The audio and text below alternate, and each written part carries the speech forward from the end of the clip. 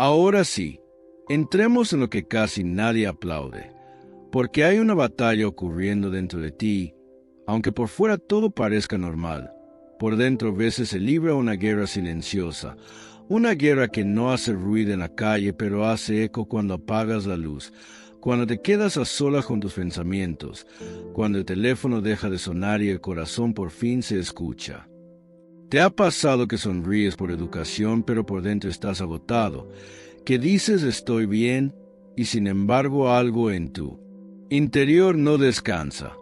Que intentas seguir con tu rutina, pero hay una parte de ti que se siente empujada hacia la duda, hacia el miedo, hacia la culpa, hacia el enojo, hacia un deseo que no querías tener, hacia una tristeza que no sabes explicar.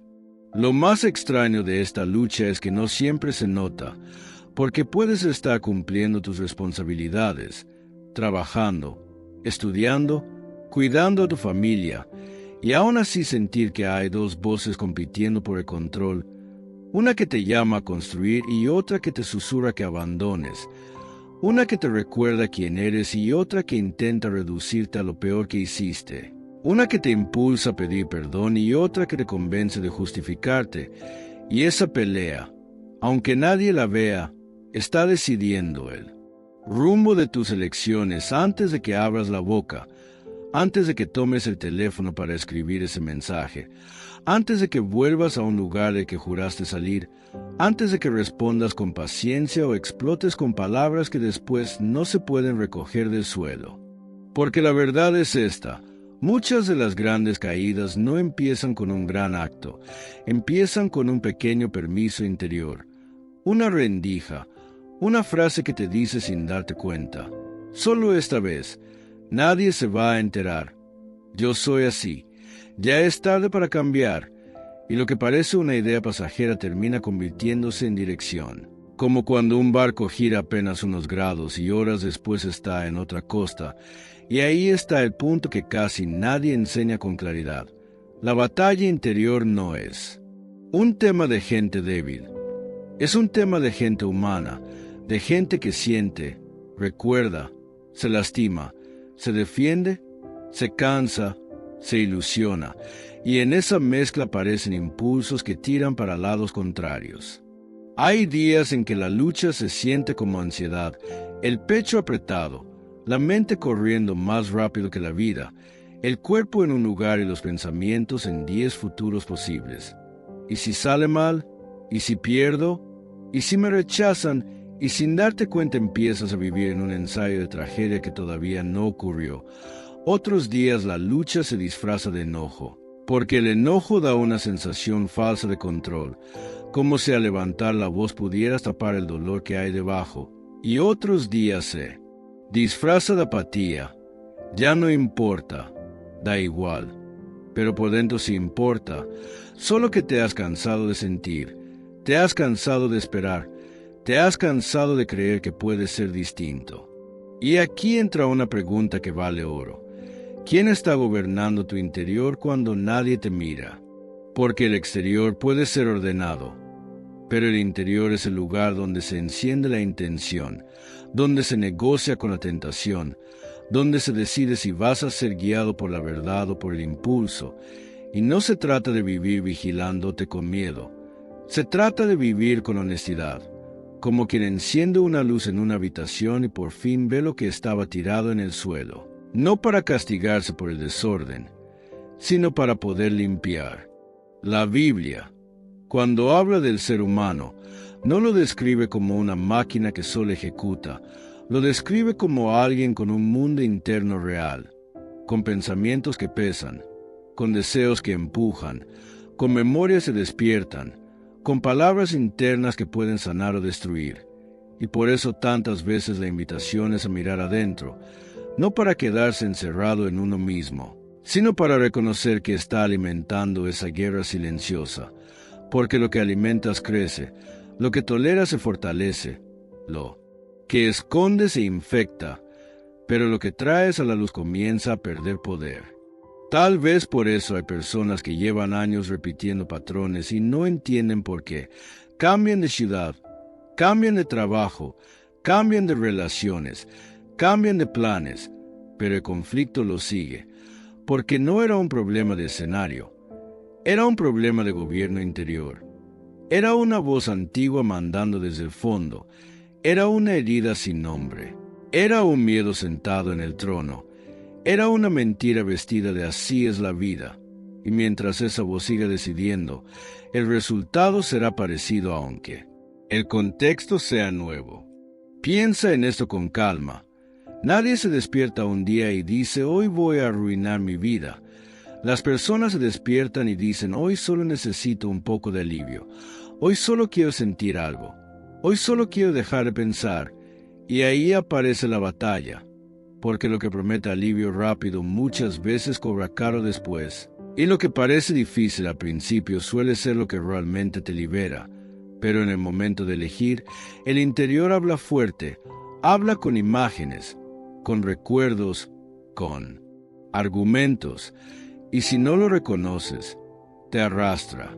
Entonces, ¿cómo se abre esta lucha invisible sin caer en desesperación? Se abre con una confesión sencilla y poderosa. Hay una parte de mí que necesita dirección, y eso no es derrota, eso es inicio de sabiduría. Porque el primer paso para recuperar el rumbo no es fingir que todo está bien, es admitir que dentro de ti hay una pelea por tu atención, por tu identidad, por tu paz, por tu futuro, y que esa pelea merece ser tomada en serio, no con dramatismo, sino con valentía. Lo que está pasando por dentro no es un detalle, es el origen, y por eso Jesús no se quedó solo en el comportamiento visible. Él fue directo al lugar donde nacen las decisiones, al sitio donde una idea se convierte en permiso y donde un permiso, repetido, termina pareciendo identidad. Porque antes de que una persona haga algo hacia afuera normalmente ya lo habló, muchas veces hacia adentro. Lo ensayó en la mente, lo justificó en secreto, lo maquilló con una frase que suena razonable y ahí es. Donde la batalla se vuelve peligrosa, no cuando el mundo mira, sino cuando el corazón se acostumbra a negociar, cuando la conciencia se cansa de alertar y la voluntad empieza a decir, no pasa nada. Y aquí aparece una verdad incómoda pero liberadora. No se trata solamente de apagar incendios externos, se trata de cortar el fuego en su primer chispazo, en esa conversación íntima que nadie escucha, porque hay pensamientos que llegan como visitantes, pero si se les ofrece una silla terminan mudándose, y después parece que siempre estuvieron ahí. Entonces la enseñanza de Jesús funciona como una luz fuerte que entra en una habitación oscura y revela que el problema no es solo lo que se hace, sino lo que se desea, lo que se alimenta, lo que se contempla, lo que se repite, porque el interior tiene memoria y el interior aprende. Y cuando aprende un camino, lo recorre más rápido la próxima vez. En el Sermón del Monte, Jesús toma un mandamiento que todos conocían y lo lleva al nivel del corazón, enseñando que no basta con evitar el acto visible si por dentro se cultiva el deseo que lo empuja, y lo expresa con claridad cuando dice que el adulterio también puede empezar en el corazón a través de una mirada intencional cargada de codicia, no solo en el hecho físico. Esa idea, repetida en distintas traducciones, muestra el mismo núcleo. Jesús señala que lo interno tiene peso moral real y que la mirada con deseo ya puede ser una forma de infidelidad interna, incluso antes de cualquier acción externa. Y no es para condenar a quien lucha, es para enseñar a quien quiere ser libre, porque cuando se entiende que la raíz está adentro, se deja de pelear solo con el síntoma y se comienza a tratar la causa, como quien por fin descubre de dónde viene el agua que está inundando la casa. No se limita a secar el piso todos los días, va a la tubería rota y la repara. Aquí es donde muchas personas se confunden, porque piensan que la vida espiritual, o la vida ética, o la vida de integridad, consiste en portarse bien hacia afuera mientras por dentro se siente un caos. Pero Jesús enseña un camino más profundo, no un teatro, no una máscara, sino una transformación real. Y esa transformación comienza cuando el corazón y la mente se someten a la verdad, no a la emoción del momento, no a la presión del ambiente, no al impulso que grita más fuerte, sino a una verdad que permanece cuando el deseo se va, cuando la adrenalina baja, cuando la gente ya no está mirando, porque si la verdad solo se obedece cuando es fácil, entonces no era verdad gobernando, era conveniencia, y el interior no se sana con conveniencia, se sana con dirección, con una verdad firme que pone límites, que corrige, que levanta, que muestra el rumbo aunque el cuerpo pida lo contrario. Piensa en cómo funcionan esas voces internas. A veces no vienen con forma de tentación evidente, vienen disfrazadas de lógica. Me lo merezco, ya sufrí demasiado, nadie entiende lo que cargo. Si no me cuido yo, nadie me cuida. Y en ciertos casos esas frases parecen incluso razonables. Pero el punto es que la mente puede construir argumentos para justificar casi cualquier cosa si el corazón ya decidió buscar placer, venganza o anestesia. Y por eso someterse a la verdad no es repetir palabras bonitas, es permitir que la verdad contradiga una parte de ti, es aceptar que no todo lo que sientes merece un sí, que no todo lo que deseas merece ser alimentado, que no toda idea que aparece merece ser obedecida, porque muchas ideas no son órdenes, son invitaciones, y algunas invitaciones llevan a un lugar donde después cuesta volver. Cuando Jesús habla del corazón, no está hablando solo de emociones románticas, está hablando del centro, de la fuente, del lugar donde se mezclan memoria, intención, deseo, temor, orgullo, inseguridad, esperanza, y ese centro puede ser educado, puede ser entrenado, puede ser restaurado, pero no se restaura con vergüenza, se restaura con verdad, porque la vergüenza te dice escóndete, mientras la verdad te dice ven a la luz. La vergüenza te dice eres eso, mientras la verdad te dice eso te está atacando, pero no es tu identidad. La vergüenza te encierra, la verdad te abre una puerta, y someter la mente a la verdad significa empezar a identificar qué pensamiento te está guiando, qué historia te estás contando, qué interpretación estás repitiendo, porque la interpretación que repites se vuelve la lente con la que miras la vida. Y cuando la lente está distorsionada, hasta las bendiciones se ven como amenazas y hasta las oportunidades se sienten como trampas. Y aquí hay una clave práctica que mucha gente pasa por alto. La batalla interior no se decide solo en grandes momentos, se decide en los pequeños, en lo que permites entrar sin filtro, en lo que miras cuando nadie te corrige, en lo que escuchas para calmarte, en lo que consumes para sentirte acompañado, en las conversaciones que tienes contigo mismo cuando te equivocas, porque el interior aprende por repetición, y cuando algo se repite se normaliza, y cuando se normaliza se defiende, y cuando se defiende ya no se quiere soltar aunque haga daño. Por eso Jesús apunta a la raíz, porque quien cuida la raíz no vive apagando incendios todo el tiempo. Si alguien preguntara dónde empieza de verdad esta guerra de la que venimos hablando, la respuesta no estaría en la calle, ni en el trabajo, ni en la opinión de la gente. Empieza en el interior, en ese lugar invisible donde se forman los pensamientos antes de que se conviertan en palabras y donde las intenciones se acomodan antes de transformarse en decisiones. Porque lo que te domina por dentro tarde o temprano se desborda por fuera, en el tono con el que respondes, en la forma en que interpretas una mirada, en la velocidad con la que te ofendes, en el tipo de alivio que buscas cuando estás cansado. Y por eso tantas veces una persona puede prometer que va a cambiar y realmente quererlo, pero al rato vuelve al mismo círculo, no porque no tenga fuerza, sino porque está intentando pelear en el lugar equivocado, como si tratara de apagar humo sin buscar el fuego, como si se concentrara solo en controlar el acto final, sin atender el primer pensamiento que lo encendió. La Biblia lo dice con una frase corta y directa, como quien pone un letrero enorme en la puerta del corazón para que nadie se confunda. Sobre toda cosa guardada, guarda tu corazón, porque de él mana la vida.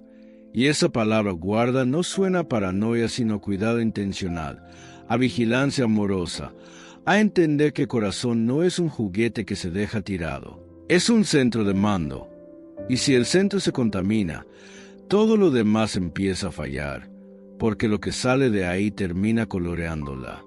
Vida completa. Y por eso el mismo pasaje continúa conectando interior con exterior cuando menciona la boca y los labios y también la dirección de los ojos, mostrando que el interior y el exterior no están separados por un muro, están conectados por un puente constante. No se trata de decir que una emoción es pecado por existir. Se trata de reconocer que el interior interpreta, el interior decide, el interior elige qué creer. Y cuando el interior crea una mentira, la boca la repite, las manos la ejecutan y los pies la caminan, casi sin darse cuenta, como si el cuerpo solo estuviera obedeciendo un guión escrito en secreto. Y aquí vale la pena detenerse en lo que este proverbio realmente está defendiendo, porque cuando dice que del corazón mana la vida, está usando la imagen de una fuente, de un manantial, de algo que no solo guarda cosas, sino que produce cosas. Y si la fuente está limpia, lo que sale limpia. Pero si la fuente está sucia, todo lo que sale termina con ese sabor amargo. En otras palabras, el campo de batalla no es solo lo que pasó, sino lo que tú hiciste con lo que pasó, la lectura que tu mente fabricó, la conclusión que tu corazón aceptó, la promesa interna que te hiciste. Nunca más confío. Siempre tengo que defenderme. No valgo. Siempre me van a abandonar. Porque esas frases son semillas, y una semilla, aunque sea pequeña, cuando cae en un terreno sin vigilancia empieza a echar raíces, y las raíces son las que después sostienen hábitos, reacciones, automáticas y decisiones que parecen inevitables. Por eso hay personas que no entienden por qué se sabotean cuando todo va bien, o porque se cierran justo cuando alguien las ama, o porque explotan por cosas pequeñas. Y muchas veces la respuesta no está en el evento del día, está en una memoria vieja que todavía gobierna, en una interpretación que nunca fue sanada, en una herida que aprendió a hablar como si fuera lógica. Guardar el corazón, entonces, no es volverse frío, es volverse consciente. Es aprender a notar qué pensamiento llegó y con qué intención vino. Es diferenciar entre una alerta real y una película de miedo que tu mente repite. Es mirar una emoción y decir te veo, te reconozco, pero no vas a mandar, porque si el corazón es el manantial, el primer acto de sabiduría es cuidar lo que entra en ese manantial. Y esto incluye lo que consumes, lo que escuchas, lo que permites que te entretenga, lo que alimentas en secreto cuando estás solo, porque todo eso va goteando hacia adentro, y luego un día te sorprendes de que tu paciencia esté baja, de que tu fe esté seca, de que tu esperanza esté frágil, y no fue un rayo de la nada, fue un goteo lento, casi imperceptible. También hay otra parte de esta batalla que es muy humana y muy diaria. El interior no solo pelea con tentaciones obvias, también pelea con interpretaciones, porque dos personas pueden vivir la misma situación y salir con conclusiones totalmente distintas. Una sale diciendo aprendí, otra sale diciendo me rompí, una sale diciendo Dios me sostuvo, otra sale diciendo Dios se olvidó. Y esa diferencia muchas veces no se decide en el hecho, se decide en el corazón, en cómo se procesó el dolor. ¿En qué voz se escuchó más fuerte? ¿En qué verdad se abrazó cuando nadie estaba aplaudiendo? Por eso este campo de batalla es tan silencioso y a la vez tan determinante. Ahí se decide si vas a reaccionar o responder, si vas a repetir el patrón o cortar el ciclo, si vas a esconderte o caminar hacia la luz, si vas a seguir justificándote o por fin vas a ser honesto contigo mismo. Y aquí surge una pregunta que puede cambiar un día entero. ¿Qué está saliendo de tu interior últimamente? ¿Vida o desgaste? ¿Paz o tensión? ¿Claridad o confusión? El proverbio no dice guarda tu reputación, no dice guarda tu imagen, dice guarda tu corazón. porque cuando el corazón está alineado, la vida se ordena con más facilidad, incluso si afuera hay caos. Y cuando el corazón está sin guardia, la vida se desordena aunque por fuera todo parezca estable. Así que esta parte del camino no se trata de perfección. Se trata de dirección, de empezar a vigilar el pensamiento que te empuja, la intención que te mueve, la memoria que te interpreta todo. Y, con calma, sin dramatismo, volver a ese centro y cuidarlo como lo más valioso, porque de ahí, literalmente, está brotando tu vida. Después de entender que el corazón es la fuente y que lo que domina por dentro termina saliendo por fuera, aparece una pregunta inevitable. ¿Quién intenta contaminar esa fuente? Porque no todo pensamiento que llega a tu mente llegó por casualidad. Algunos llegan con intención, con estrategia, con una lógica bien vestida que parece tu propia voz. Y ahí empieza una de las partes más delicadas de la batalla interior. No siempre se siente como una tentación evidente, muchas veces se siente como una conclusión razonable, como una frase corta que te empuja 1 centímetro, y ese centímetro repetido se vuelve 1 kilómetro, y el kilómetro repetido se vuelve un destino. La estrategia más común del enemigo no es gritarte haz el mal. La estrategia es susurrarte una mentira hasta que se sienta como verdad, y Jesús lo dejó claro cuando habló de la naturaleza del diablo diciendo que no ha permanecido en la verdad, y que cuando habla mentira, habla de lo suyo, porque es mentiroso y padre de mentira. Esa frase es fuerte porque no describe la mentira como un accidente, la describe como una identidad, como un origen, como una fábrica, como si dijera de ahí sale.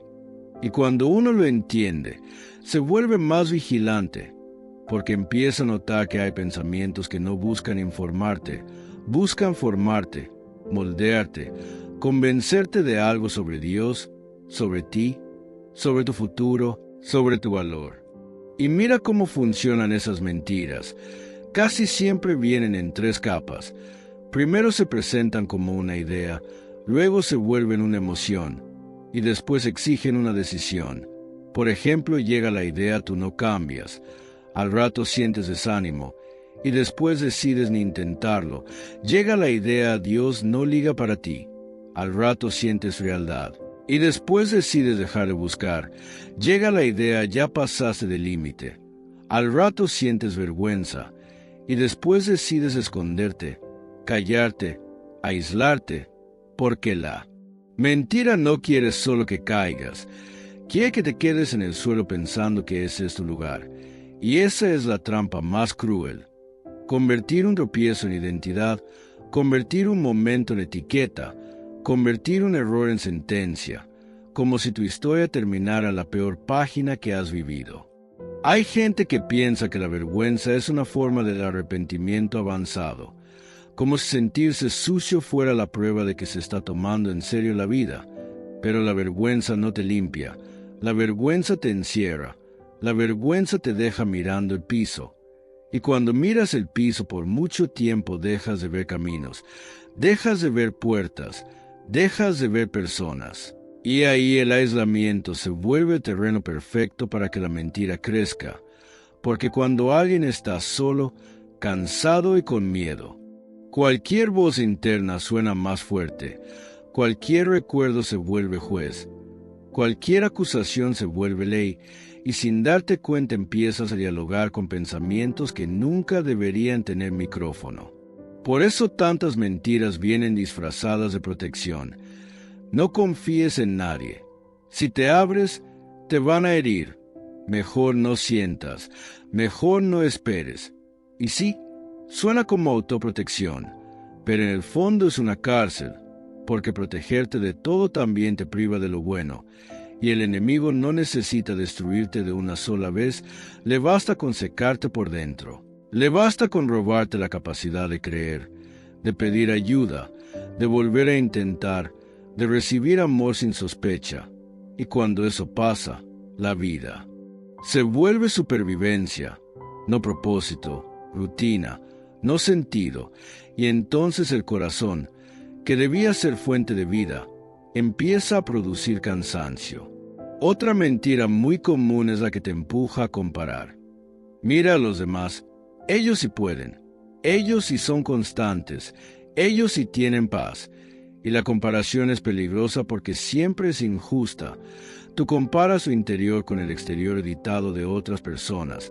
Comparas tus luchas reales con sus sonrisas públicas. Y ahí nace una sensación de inferioridad que alimenta más vergüenza. Y otra vez el enemigo gana terreno, no porque la realidad sea esa, sino porque la interpretación te dobló. Porque el pensamiento fue aceptado sin filtro, como si fuera un hecho, cuando en realidad era una voz interesada en tirarte hacia abajo. Y aquí conviene decir algo con claridad. No toda culpa es igual. Hay una culpa que te despierta y te llama a corregir. Esa culpa puede ser una señal saludable, pero la vergüenza tóxica es distinta. La vergüenza tóxica no dice hiciste algo mal. Dice eres malo. No dice vuelve. Dice desaparece. No dice hay salida. Dice ya terminó. Y esa es exactamente la clase de voz que encaja con lo que Jesús describió. Una voz que no permanece en la verdad, que vive de distorsionar, que usa medias. Verdades para construir una mentira completa, porque a veces la mentira comienza con un dato real. Sí, hubo un error. Sí, hubo una caída. Sí, hubo una contradicción. Pero la mentira toma ese dato y lo convierte en destino. Si caíste una vez, caerás siempre. Si fallaste aquí, fallaste en todo. Si Dios vio esto, ya no te quiere. Y ahí es donde la mentira muestra su veneno. Observa también que el enemigo suele atacar en momentos específicos, cuando estás cansado, cuando estás solo, cuando estás frustrado, cuando estás con hambre de afecto, cuando te sientes invisible, y no porque esos momentos sean pecado, sino porque en esos momentos la mente busca atajos, busca alivio rápido, busca una salida que no exija paciencia. Y ahí la mentira se presenta como solución, como si dijera haz esto y se te pasa, pero después cobra caro, porque el alivio falso dura minutos y el peso real dura días, y entonces aparece otra mentira. ¿Ves? Ya arruinaste todo, y el ciclo se refuerza. Mentira, impulso, caída, vergüenza, aislamiento, y en el aislamiento más mentira. ¿Verdad o me está empujando a esconderme? Porque la mentira siempre empuja a esconderse, siempre empuja a cortar relaciones sanas, siempre empuja a vivir en secreto. Y la verdad, aunque te confronte, te invita a salir de la cueva. Cuando la mentira ya fue identificada, cuando esa voz interna dejó de parecer tu personalidad y empezó a mostrarse como lo que es, una estrategia para desgastarte, surge una necesidad urgente. No basta con decir no quiero pensar así, porque en el momento real, cuando la tentación llega con hambre, con cansancio, con soledad, con emoción intensa, se necesita un modelo concreto para responder sin negociar. Y ahí es donde la vida de Jesús se vuelve una escuela práctica, no como un discurso, lejano sino como un camino visible, casi como si dijera, así se pelea por dentro cuando por fuera nadie te está aplaudiendo. En Mateo 4 se cuenta que Jesús fue llevado por el Espíritu al desierto para ser tentado por el diablo, y después de ayunar 40 días y 40 noches tuvo hambre. Ese detalle es clave, porque muestra algo que muchas veces se olvida. La tentación suele golpear más fuerte en el punto de debilidad, no necesariamente en el punto de maldad, en el hambre, en el agotamiento, en el desgaste, en el vacío, en la necesidad de alivio rápido, y es exactamente ahí donde la batalla interior se vuelve más intensa, porque la mente intenta convencerte de que cualquier salida sirve. Y cuando el corazón está cansado, la mentira suena más inteligente, más razonable, más humana, como si no fuera una trampa sino una solución. Y mira la forma en que el enemigo se acerca. No llega diciendo renuncia a todo. Llega tocando identidad y necesidad al mismo tiempo. Si eres hijo de Dios, como quien intenta sembrar duda, presión y urgencia en una sola frase. Y eso es muy parecido a lo que pasa dentro de cualquiera, porque muchas tentaciones actuales no vienen con forma de pecado evidente. Vienen con forma de identidad herida. Si de verdad vales, demuestra. Si de verdad eres fuerte, hazlo. Si de verdad Dios está contigo, no te debería doler. Y sin darte cuenta la persona empieza a actuar para probar algo, no para obedecer, empieza a vivir desde la presión, no desde la verdad, empieza a tomar decisiones para calmar una inseguridad, no para proteger el corazón. Aquí entra lo más poderoso del modelo de Jesús. Él no negoció con la tentación y discutió como si la mentira mereciera un debate. Él respondió con verdad, con una frase que corta el diálogo. Escrito está, no solo de pan vivirá el hombre, sino de toda palabra que sale de la boca de Dios. Observa la diferencia. El enemigo intenta convertir una necesidad legítima, el hambre, en una excusa para torcer el camino.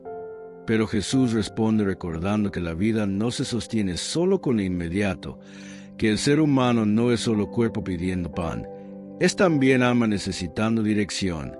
Y esa respuesta enseña algo simple y gigante. La batalla interior se gana cuando la voz de la verdad suena más fuerte que la urgencia del deseo, no porque el deseo desaparezca, sino porque deja de gobernar.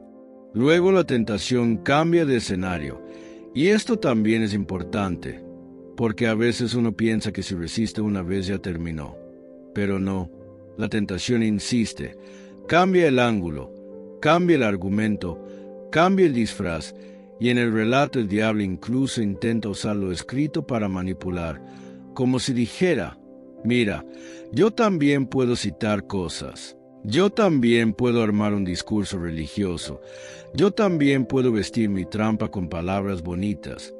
Y ahí Jesús vuelve a responder sin perderse en él. Juego. Escrito está también, no tentarás al Señor tu Dios. Esto es una lección finísima para la vida real. No todo lo que suena espiritual es sano. No todo lo que suena lógico es verdadero. No todo lo que suena técnicamente correcto te lleva a un lugar limpio por dentro. Porque la mentira muchas veces toma pedazos de verdad para construir un camino torcido. Y si no hay claridad interior, la persona termina justificando lo injustificable solo porque encontró una frase que le sirvió de excusa. Y hay otro punto que muchos pasan por alto. Jesús no respondió desde impulso, respondió desde identidad firme. Él no tuvo que demostrar nada con un show, no tuvo que hacer un espectáculo para validarse, no tuvo que correr detrás de aprobación. Y aquí aparece una pregunta que atraviesa el corazón de cualquiera. ¿Cuántas de las decisiones que duelen después fueron tomadas solo para probar algo, para no quedar por debajo, para no sentir rechazo, para ganar una mirada, para tapar una inseguridad, para llenar un vacío? Porque cuando la identidad está temblando, cualquier tentación se vuelve una oferta atractiva. Pero cuando la identidad está firme, la oferta pierde brillo, como un anuncio que promete mucho pero ya no engaña. La tercera tentación en el pasaje es todavía más directa: poder, reinos, gloria, atajos, y el enemigo ofrece: todo esto te daré si hay una rendición equivocada. Y de nuevo Jesús no conversa con esa propuesta como si fuera una opción válida. Él corta: vete, Satanás, porque escrito está, al Señor tu Dios adorarás, y a Él solo servirás. En esa respuesta hay una estrategia para cualquier lucha interior. No se vence el engaño solamente diciendo no haré eso. Se vence afirmando a quien pertenece tu lealtad, que es sagrado para ti, que valor no se negocia, que línea no se cruza aunque haya beneficios, porque la tentación casi siempre intenta comprarte con recompensas rápidas, con aplauso, con placer inmediato, con poder sin proceso, con resultados sin carácter, y el precio escondido casi siempre es la paz interior, la integridad, la libertad. La batalla interior no termina solo porque hoy la entiendas mejor. La batalla interior empieza a cambiar cuando haces algo con lo que entendiste, cuando tomas una decisión pequeña pero real, de esas que no se anuncian, de esas que no reciben aplausos, pero que reorganizan el corazón por dentro y le devuelven el timón a la verdad. Porque una cosa es reconocer que hay guerra en la mente, y otra muy distinta es aprender a pelearla de forma práctica, cotidiana, con pasos que caben en un día normal. En un día con ruido, con trabajo, con cansancio, con tentaciones, con recuerdos que aparecen sin permiso, y justo aquí la fe se vuelve madura, cuando deja de ser solo emoción y se vuelve disciplina del alma, entrenamiento del pensamiento, dirección del corazón. La Escritura lo plantea con una frase que parece sencilla, pero por dentro tiene dinamita. No os conforméis a este siglo, sino transformaos por medio de la renovación de vuestro entendimiento. Eso significa que el cambio real no es solo portarse mejor, es permitir que la mente se renueve, que el patrón mental sea reemplazado, que el guión viejo deje de gobernar. Porque mientras el guión siga intacto, la persona puede prometer 1000 veces y aún así volver al mismo lugar, no por falta de deseo de cambiar, sino porque el pensamiento todavía empuja en la misma dirección. Y ese versículo también muestra el propósito de esa renovación: comprobar la voluntad de Dios, buena, agradable y perfecta. Como si dijera, cuando la mente se ordena, la vida empieza a reconocer caminos que antes ni siquiera veía, oportunidades de obediencia que antes parecían imposibles, decisiones limpias que antes se sentían demasiado difíciles. Ahora bien, ¿cómo se hace eso hoy? Sin complicarlo, sin convertirlo en un ritual pesado. Aquí va una práctica rápida de 3 pasos, corta, directa, pero profunda, y lo mejor es que se puede aplicar en el momento exacto en que el pensamiento llega, no después, no cuando ya explotaste, no cuando ya caíste, sino en el instante en que la voz intenta instalarse. Primero, nombra el pensamiento. Sin miedo y sin maquillaje, no digas estoy raro. Dilo con precisión: estoy creyendo que no valgo. Estoy creyendo que Dios no me escucha. Estoy creyendo que no voy a cambiar.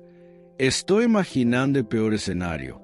Porque lo que no se nombra se vuelve confuso, y lo confuso domina más fácil. Pero lo que se nombra empieza a perder misterio, como cuando por fin ves que no era un monstruo, era una sombra. Segundo, haz una pregunta que actúa como filtro. Esto produce fe y paso produce miedo y vergüenza, porque no todo lo que se siente intenso es verdadero, y no todo lo que suena lógico te está llevando la vida. Entonces examina el fruto antes de obedecer la idea. Tercero, reemplace el pensamiento por una verdad bíblica y por una actitud concreta de obediencia hoy, no mañana, hoy, porque la verdad no es solo para pensar bonito, la verdad es para caminar. Y un paso de obediencia, aunque sea pequeño, corta el ciclo del autoengaño, y de repente el corazón vuelve a respirar. Y para sostener esa práctica, hay un ancla poderosa para los momentos de ansiedad, porque la ansiedad no se discute, la ansiedad se entrega, y Filipenses lo dice con un tono casi de instrucción militar pero lleno de ternura. Por nada estéis afanosos, sino sean conocidas vuestras peticiones delante de Dios en toda oración y ruego, con acción de gracias. Observa que no niega que existan motivos, no dice no te pasa nada, dice por nada estés afanoso, como quien te devuelve el control de a quien entregas la carga, y enseguida promete un resultado, y la paz de Dios, que sobrepasa todo entendimiento, guardará vuestros corazones y vuestros pensamientos en Cristo Jesús. Esa palabra guardará es exactamente lo que el corazón necesita en esta guerra: protección interna, como si la paz de Dios se parara en la puerta de tu mente y dijera: hasta aquí llega el pánico, hasta aquí llega la acusación, hasta aquí llega la mentira, porque ahora gobierna una paz que no depende de que todo sea perfecto, sino de que tu interior esté en manos correctas. Entonces el paso de hoy no es sentirte más fuerte, es ser más intencional. Es hacer esta práctica incluso si tiembla la voz, incluso si el corazón está cansado, incluso si la mente insiste, porque cada vez que nombras el pensamiento, lo filtras y lo reemplazas por verdad más obediencia, estás renovando tu entendimiento en la práctica. Estás entrenando tu interior para que la reacción automática deje de ser la mentira y empiece a ser la verdad. Y cuando la ansiedad quiera tomar el control, en lugar de correr hacia el impulso, corre hacia la oración, no como un discurso largo, sino como una entrega real. Dios, aquí está mi pensamiento, aquí está mi miedo, aquí está mi vergüenza, aquí está mi necesidad. Y añade acción de gracias, aunque sea por una cosa pequeña, porque la gratitud también reordena el corazón y lo saca del túnel. Y ahora sí, un acto simple para sellar este camino con una decisión pública, no para impresionar a nadie, sino para recordarte a ti mismo que elegiste hoy. Comenta, yo elijo la verdad y Jesús gobierna mi interior.